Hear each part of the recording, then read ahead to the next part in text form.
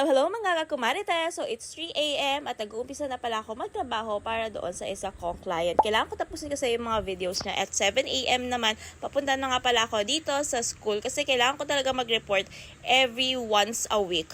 At malapit na din kasi yung pasukan kaya nagmamadali na talaga ako. Ayan, start na talaga ako agad ng work. Pagkatapos ko talaga buksan yung ilaw, yung aircon, go na agad. Kasi 4 hours lang naman ako dito.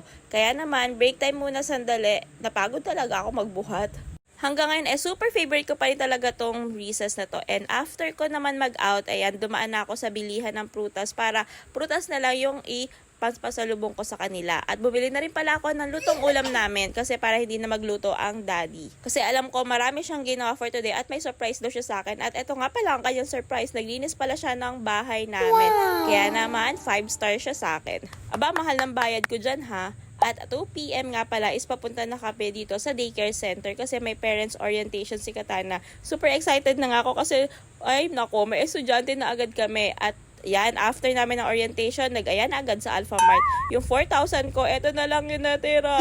Grabe, sobrang bilis ng pera talaga. Parang 2 hours pa lang sa akin yung 4K ko. Ayan na lang. Hindi naman pwedeng hindi lalabas, no? At eto na nga, 3 p.m. is meron na nga pala akong training.